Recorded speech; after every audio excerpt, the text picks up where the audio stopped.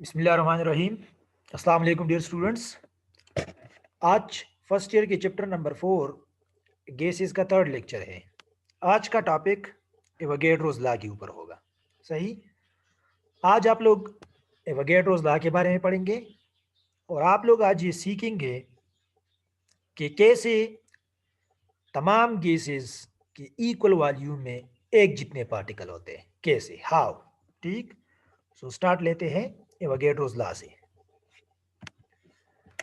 Okay, Avogadro's law. Avogadro's law हमें बताता है relationship between volume of gas and number of moles और number of particle. Avogadro's law gas के volume और number of moles के बारे में जो है रिलेशनशिप बताता है। इस लॉ के 3 स्टेटमेंट्स हैं। Statement number one, equal volume of all the gases. अगर तमाम गैसेस के वॉल्यूम इक्वल हो और टेम्परेचर और प्रेशर भी इक्वल हो, at same temperature and pressure, तो फिर इनके नंबर ऑफ पार्टिकल भी क्या होंगे, इक्वल होंगे। Contain equal number of particle. First statement ये है। स्टेटमेंट नंबर फर्स्ट की एक्सप्लेनेशन ये है कि अगर हमारे पास बहुत सारे गैसेस हो लेकिन उनके वॉल्यूम सेम हो, टेम्परेचर और प्रेशर सेम हो, तो उनके अंदर मौजूद नंबर ऑफ मॉलिक्यूल्स भी सेम होंगे, पार्टिकल्स भी क्या होंगे, सेम होंगे। सही। तो ये स्टेटमेंट नंबर फर्स्ट था। अच्छा, इसके फर्दर पॉइंट्स क्या है, एक्सप्लेनेशन क्या है। It's same temperature and pressure. अगर टेम्परेचर और प्रेशर सेम हो तो equal volume of different gases, gases different होंगे, इक्वल वॉल्यूम है, टेम्परेचर और प्रेशर सेम है, गैसेस डिफरेंट है, वॉल्यूम इक्वल है, टेम्परेचर और प्रेशर भी सेम है। तो ये इस बात की गारंटी है कि इस डिफरेंट गैसेस में जिनका क्या सेम है, वॉल्यूम सेम है। ठीक। एक ये है, फर्ज कर ली, एक गैस इसमें है, फर्ज कर ली। ठीक। और एक गैस इस कंटेनर में है और तीनों का लेट सपोज वॉल्यूम कितना है, सेम है। लेट सपोज ये तीनों सेम वॉल्यूम है। एक इसमें गैस है, एक इसमें है और एक इसमें है। डिफरेंट डिफरेंट गैसेस हैं, प्रेशर भी सेम, टेम्परेचर भी सेम। तो इन गैस के अंदर क्या क्या चीजें सेम होगी। अगर वॉल्यूम सेम है, अगर वॉल्यूम सेम है और कंडीशन सेम है, तो इस बात की गारंटी है कि अंदर इक्वल नंबर ऑफ पार्टिकल्स होंगे, इक्वल नंबर ऑफ पार्टिकल होंगे। और जब पार्टिकल्स इक्वल होते हैं तो पार्टिकल मोल्स जो है रिप्रेजेंट करते हैं। इसका मतलब है इक्वल मोल्स होंगे। So equal volume is the guarantee of equal number of particle, number one. Number two, equal moles, और अंदर कोलिजन भी इक्वल होंगे, अंदर कोलिजन्स भी इक्वल होंगे, क्योंकि ये बात तो हम पिछले लेक्चर्स में भी कर चुके हैं, सीख चुके हैं कि अगर बाहर से प्रेशर जितना है अंदर का प्रेशर भी उतना ही होगा। तो हमने तो पहले ही बात कर दी कि बाहर के प्रेशर सबके लिए सेम, तो अंदर कोलिजन भी सेम होंगे। अंदर जो काइनेटिक एनर्जी की वजह से जो प्रेशर है वो भी सबका क्या होगा, सेम होगा। तो अगर, अच्छा, ये 3 पॉइंट सीख ले कि अगर गैस के वॉल्यूम सेम हो, डिफरेंट गैसेस है, वॉल्यूम सेम है, तो सेम कंडीशन पे उनकी क्या क्या चीजें, इनके अंदर पार्टिकल भी सेम होंगे, इनके अंदर मोल भी सेम होंगे और इनकी कोलिजन्स भी क्या होंगे, इक्वल होंगे। ठीक। अब मासेस की तरफ आते हैं। बट मासेस में आर में not be same. Masses same हो भी सकते हैं और नहीं भी हो सकते, मासेस सेम हो भी सकते हैं और नहीं भी हो सकते। तो इस मासेस का एक्सप्लेनेशन अब ये नेक्स्ट स्लाइड में आप लोग सुन ले। कब मासेस सेम होंगे, अंदर मासेस जो है इक्वल होंगे कि नहीं। ठीक। तो मासेस तब इक्वल होंगे जब गैसेस के मोलर मासेस भी सेम हो, otherwise not. when molar masses are same, then masses will be same, will also be same, otherwise not. अगर गैसेस के मासेस, अगर गैसेस के मोलर मासेस सेम है तो अंदर, अगर गैसेस के मोलर मासेस सेम है, ठीक, तो फिर मासेस भी सेम होंगे अगर वॉल्यूम इक्वल है। ठीक है। तो फिर ये बात statement number 2। Statement number second statement क्या है? सेकंड स्टेटमेंट ये है, मैथमेटिकल फॉर्म से ही इधर ही से रीड करते हैं। Number of moles are directly proportional to volume of gas at what? Constant pressure and temperature. अगर प्रेशर और टेम्परेचर सेम है तो number of moles directly proportional है वॉल्यूम के, और वो नंबर ऑफ मोल्स और नंबर ऑफ पार्टिकल एक जितनी इक्वलिटी रखता है, ठीक है। अच्छा, तो number of particle are directly proportional to volume. तो अगर हम बैलून ले ले और उसमें हम फूंकते जा रहे, ठीक है, अगर हम बैलून में फूंकते हैं तो जाहिर बात है वो फूलता जाता है, क्योंकि हम उसमें कार्बन डाइऑक्साइड गैस के मॉलिक्यूल क्या करते हैं? इंक्रीज करते हैं। सही, और कंडीशन सेम होता है उस दौरान, उस एक्सपेरिमेंट के दौरान। तो वॉल्यूम डायरेक्टली प्रोपोर्शनल है नंबर ऑफ पार्टिकल की भी, वॉल्यूम डायरेक्टली प्रोपोर्शनल है नंबर ऑफ मोल्स की भी। तो ये सेकंड स्टेटमेंट है कि volume is directly proportional to number of moles, constant pressure और कांस्टेंट टेम्परेचर पे। तो इधर अगेन हम प्रोपोर्शनलिटी का कांस्टेंट लगाएंगे, सही। और ये प्रोपोर्शनलिटी का कांस्टेंट अब किसके बराबर है? It is the ratio of what? Volume to number of moles. तो इधर से थर्ड स्टेटमेंट आता है, क्या आता है? Third statement. थर्ड स्टेटमेंट ये है कि ratio of volume two moles, या नंबर ऑफ पार्टिकल भी नीचे लिख सकते हैं। Ratio of volume two moles is constant. तो ये क्या होगा? कांस्टेंट होगा अगर कांस्टेंट टी और पी है, अगर कांस्टेंट टी और पी है। तो ये थर्ड स्टेटमेंट भी किसका है? ये एवोगैड्रो लॉ से आता है, सही। अब इस के का क्या यूनिट है? Unit of K of Avogadro law is equal to volume का मीटर मीटर क्यूब यूनिट है, और मोल्स जो है मोल खुद यूनिट है, ठीक है, MOL यूनिट ऑफ क्वांटिटी है। So mole in metre cube by mole inverse, या DM cube by mole inverse, ठीक है। तो तीन स्टेटमेंट हो गए वगैरह लॉ के, सही। अच्छा, अब हमारे पास अगर देखो, वॉल्यूम हमारे पास तीन चीजों पे डिपेंड करता है। वॉल्यूम तीन चीजों पे डिपेंड करता है, एक नंबर ऑफ मोल्स पे, एक प्रेशर पे, एक टेम्परेचर पे। एक बॉयल्स लॉ में पढ़ा था प्रेशर वाला, एक चार्ल्स लॉ में पढ़ा था टेम्परेचर वाला, और एवोगैड्रोस लॉ में नंबर ऑफ मोल वाला। तो वॉल्यूम तीन चीजों पे डिपेंड करता है, ठीक। तो पहले ये तीन चीजें फिक्स लेंगे, मतलब इनको पहले हम डिफाइन करेंगे कि कितने कितने हैं। तो अगर हमारे पास एक मोल गैस हो और प्रेशर कितना हो? 180 एम हो, और टेम्परेचर 0 डिग्री C हो या 273 केल्विन हो, सही। 1 मोल गैस, 180 एम प्रेशर, 0 डिग्री C टेम्परेचर। तो फिर गैस का वॉल्यूम कितना होता है? जितना होगा उसको हम मोलर वॉल्यूम कहेंगे, सही है। तो फिर ये गैस इन हालत में, इन कंडीशन में, एक मोल गैस कितना, एक मोल गैस कितनी जगह गिरती है?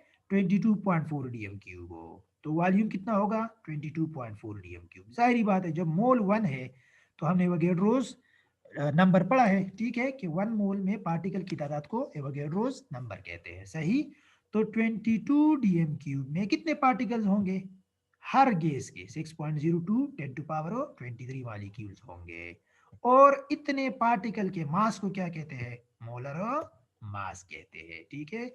ये रिलेशन कहलाता है volume number of particle and mole relation, mass relation, ठीक है। Molar mass 22.4 litre volume STP पे मोलर मास के बराबर होता है, ठीक है। पेवर गैस का मोलर मास के बराबर होते हैं। और कितने पार्टिकल होते हैं? एवोगैड्रो नंबर ऑफ पार्टिकल होते हैं 22.4 लीटर। लिटरोडियम की बराबर बात है, ये इक्वल है मोलर मास के, कब? STP पे। क्यों? क्योंकि हमारे पास वॉल्यूम टेम्परेचर डिपेंडेंट है, प्रेशर डिपेंडेंट है। मोलर मास प्रेशर और टेम्परेचर डिपेंडेंट नहीं है। तो जब 22.4 लीटर मोलर मास के बराबर है, 22.4 लीटर किसके बराबर है? मोलर मास के बराबर है। तो 1 लीटर किसके बराबर होगा? तो 1 लीटर किसके बराबर होगा STP पे? तो 22 लीटर मोलर मास के बराबर है। तो इस 22.4 को भी 22.4 पे डिवाइड कर ले, इस साइड को भी डिवाइड कर ले, तो हमारे पास क्या आंसर आता है? ठीक, आंसर हमारे पास यही आता है जो आप लोगों को इधर नजर आ रहा है, ठीक है। ये फाइंड आउट करने का मेथड है किसी भी गैस का 1 DM क्यूब का मास कितने के बराबर होगा। mass of 1 dm cube of any gas at STP is equal to molar mass divided by 22.4। इधर से जो भी आंसर आएगा वो उस गैस के एक डीएम क्यूब का क्या होगा, एक डीएम क्यूब का, उस गैस के एक डीएम क्यूब का मास होगा। तो पहले बुक के मुताबिक वैसे भी चलते हैं, ठीक है, पहले हाइड्रोजन और ऑक्सीजन का निकालते हैं। सही, 1 DM cube of hydrogen gas at STP weigh कितना मास रखता है। वे में इसमें भूल गया हो, मैंने इसमें मास नहीं लिखा है। मास इधर इससे पहले लिखना होगा मास ऑफ, ठीक है, इधर इससे पहले लिखना होगा मास ऑफ, ऊपर भी ये चीज मिसिंग है, तो मास ऑफ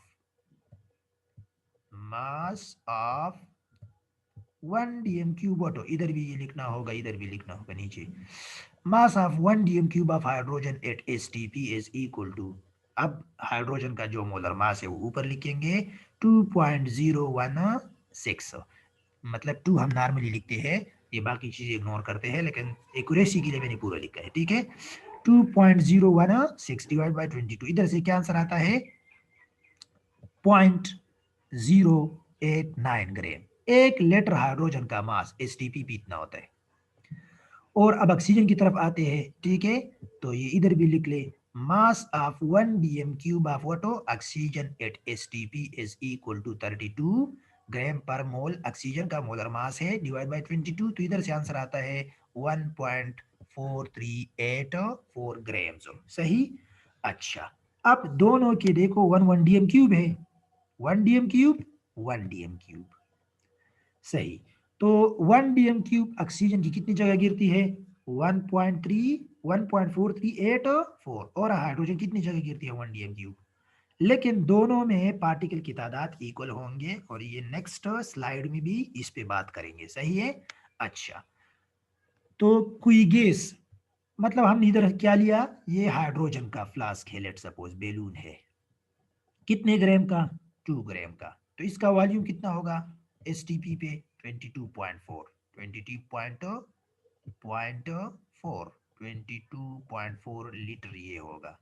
सही, और ये गैस कितना होगा, ये गैस भी होगी 22.4 लीटर ये भी होगा। दो एक जितने वॉल्यूम के गैसेस है, डिफरेंट है, एक हाइड्रोजन है, क्या है ऑक्सीजन, गैसेस नेचर में डिफरेंट है लेकिन वॉल्यूम इनका सेम है। वॉल्यूम इनका क्या है सेम, तो अंदर पार्टिकल भी क्या होंगे सेम होंगे, इधर पार्टिकल और इधर पार्टिकल एक जितने होंगे अगर वॉल्यूम एक जितने हैं। ठीक है। अच्छा, तो 22.4 लीटर हाइड्रोजन कितना मास रखता है 2 ग्राम रखता है, और 22.4 लीटर ऑक्सीजन कितने ग्राम रखता है 32 ग्राम रखता है। वजन किसका ज्यादा होगा, जिसका मोलर मास ज्यादा है। वेट किसका ज्यादा होगा, मास किसका ज्यादा होगा, जिसका मोलर मास ज्यादा है उसका मास ज्यादा होगा। कितने टाइम ज्यादा होगा, कितने टाइम ज्यादा होगा, तो जितने टाइम ये मोलर मास इससे ज्यादा है उतने टाइम इससे हैवी होगा। तो देखो ये 32 ग्राम है, इसके अंदर 32 ग्राम है, और इसके अंदर कितने हैं 2 ग्राम है, 2 ग्राम और 32 ग्राम, तो 32 ग्राम 2 ग्राम से 16 टाइम जो है मैसिव है। तो इसका मतलब है 22 लीटर ऑक्सीजन 22 लीटर हाइड्रोजन से 22 लीटर ऑक्सीजन जो है 22 लीटर हाइड्रोजन से 16 टाइम्स जो है क्या है मैसिव है, 16 गुना हैवी है। ठीक है, 16 टाइम्स जो है इससे हैवी है। अच्छा, तो 1 लीटर से 16 टाइम हैवी होगा। तो अब देखो जब हम इस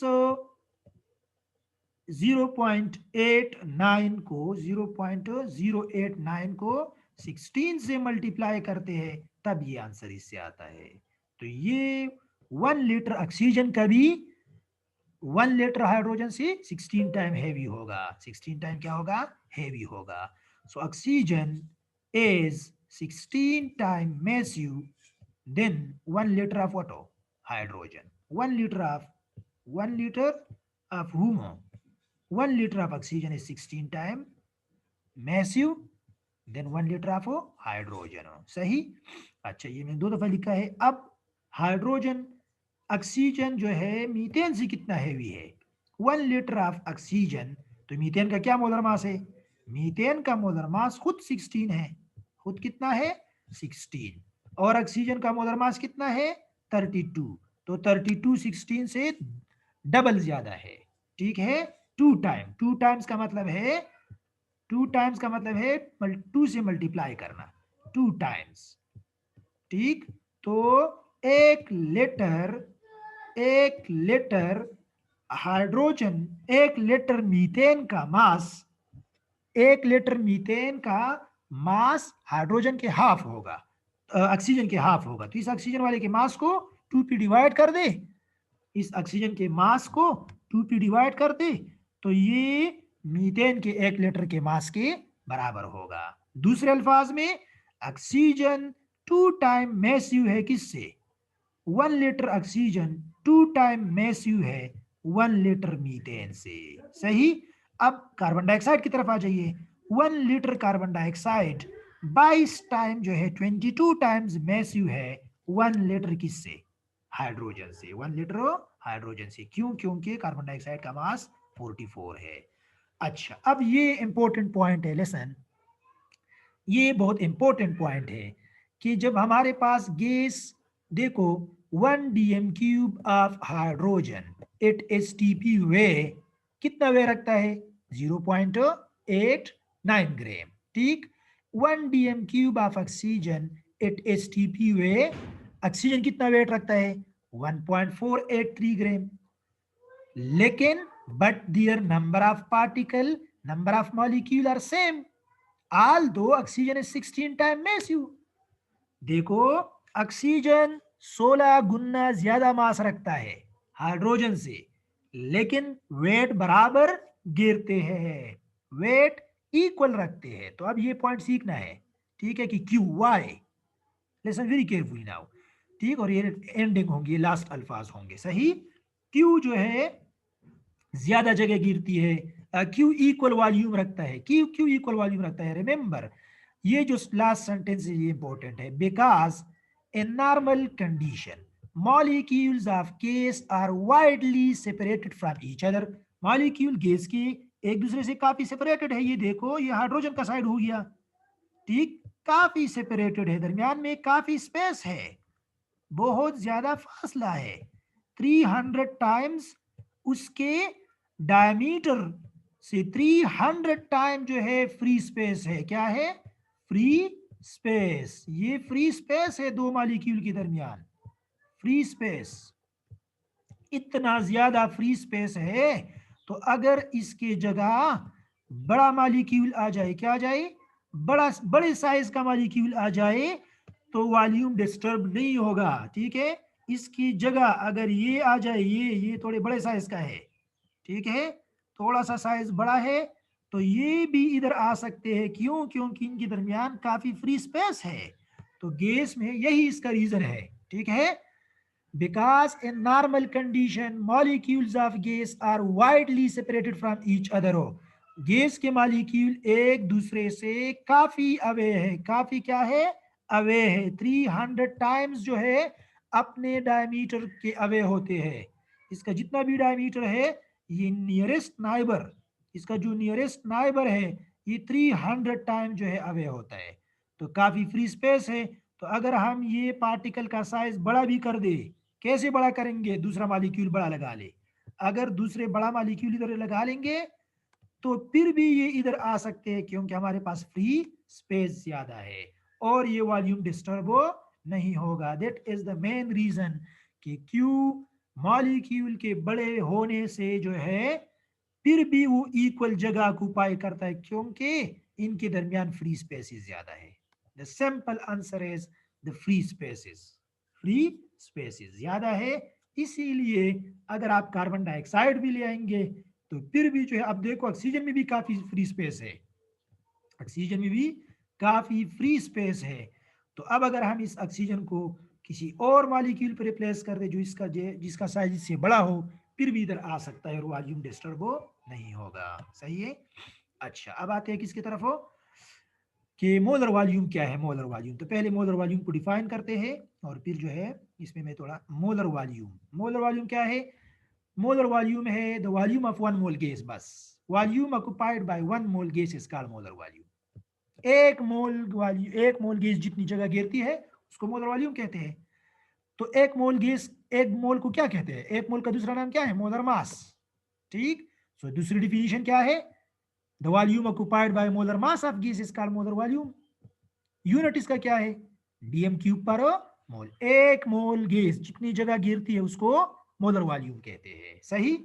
अच्छा, यूनिट क्या है, यूनिट ये आम वॉल्यूम नहीं है। Remember, molar volume is different from normal volume. जिस तरह मास और मोलर मास डिफरेंट थे और हमने फर्स्ट चैप्टर में इसको एक्सप्लेन किया था, इसी तरह मोलर वॉल्यूम और वॉल्यूम भी डिफरेंट है एक दूसरे से। सही। तो मोलर वॉल्यूम दो चीजों पे डिपेंड करता है, तीन पे डिपेंड नहीं करता। वॉल्यूम तीन पे डिपेंड करता है। सुन ले, पहले वॉल्यूम तीन चीजों पे डिपेंड करता है, मैंने पहले स्लाइड में बता दिया। Boyle's law, Charles law, Avogadro's law. Volume तीन चीजों पे डिपेंड करता है, मोल्स पे, प्रेशर पे, टेम्परेचर पे। लेकिन मोलर वॉल्यूम जो है, molar volume depends upon two things, temperature and water, pressure. क्योंकि मोलर वॉल्यूम जो हमारे पास होता है, मोलर वॉल्यूम, उसमें हम नंबर ऑफ मोल्स नीचे लगाते हैं, पर मोल। ठीक है, वॉल्यूम पर mole is called molar volume. देखो, वॉल्यूम पर मोल, डीएम क्यूब पर मोल। तो इंडिपेंडेंट किस पे हुआ, independent on number of moles, number of mole. तो एक चीज कम हो गई इसकी डिपेंडेंसी में। मोलर वॉल्यूम मोल पे डिपेंड नहीं करता, प्रेशर और टेम्परेचर पे करता है। तो एसटीपी पे मोलर वॉल्यूम कितना होता है, molar volume at STP is equal to 22.4 DM cube. And molar volume RTP पे कितना होता है, 25 डिग्री सी पे। आरटीपी 25 डिग्री सी है और एसटीपी 0 डिग्री सी है, 0 डिग्री सी और 25 डिग्री सी। जाहिर बात है 25 डिग्री सी पे वॉल्यूम थोड़ा बढ़ जाएगा। और प्रेशर, स्टैंडर्ड प्रेशर 1 एटीएम है और रूम रूम प्रेशर भी 1 एटीएम है। Room temperature and pressure, pressure 1 ATM, pressure ऊपर भी 1 एटीएम, टेम्परेचर नीचे 0 डिग्री सी, टेम्परेचर नीचे 25। तो मोलर वॉल्यूम देखो, आरटीपी पे 24 डीएम क्यूब है और एसटीपी भी कितना है, 22.4 डीएम। 22.4 डीएम क्यूब कम है तो आरटीपी का मोलर वॉल्यूम ज्यादा है।